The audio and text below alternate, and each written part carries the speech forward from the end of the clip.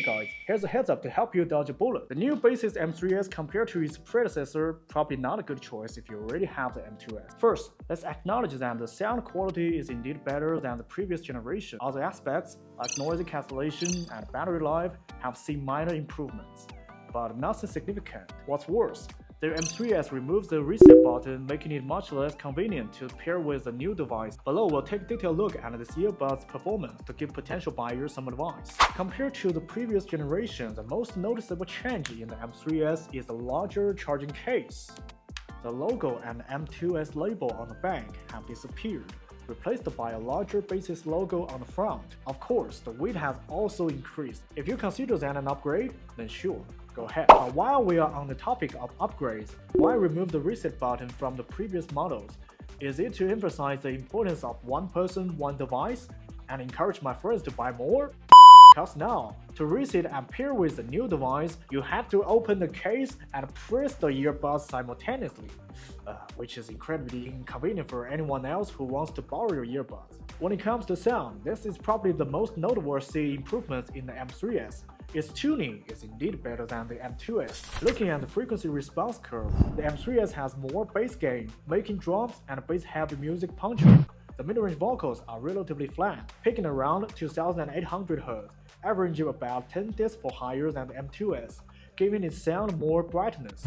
Then extreme highs have been rolled off slightly, making instruments like electric guitar and violins lose some of their shimmers.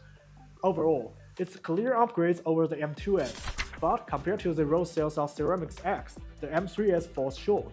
The Ceramics X has significantly better mid to high vocals imaging and more pronounced high frequency gain, making its tremolo instrument sound more vibrant. Enough talk, here are some audio comparisons for you to judge yourself.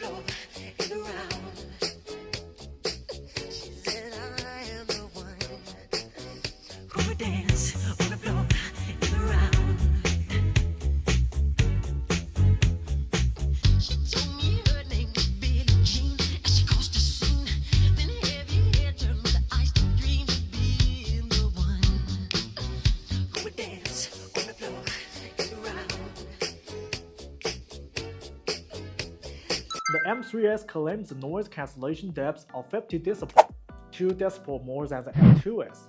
In reality, a 2 dB difference is barely perceptible to the human ear. As for the so-called 50 dB depth noise cancellation, real-world testing shows it only has a narrow dip around 160 Hz, making little practical difference in actual noise reduction. Compared to the M2S, the upgrade in ANC is minimal, and when pitted against the Rode Celsius Ceramics X, the M3X lags even further behind. Let's look at the actual noise cancellation test for these 3 earbuds. Find the gap between the train and the... This is Sunshine House. The next station is Blackfriars. This is Celtic Lounge.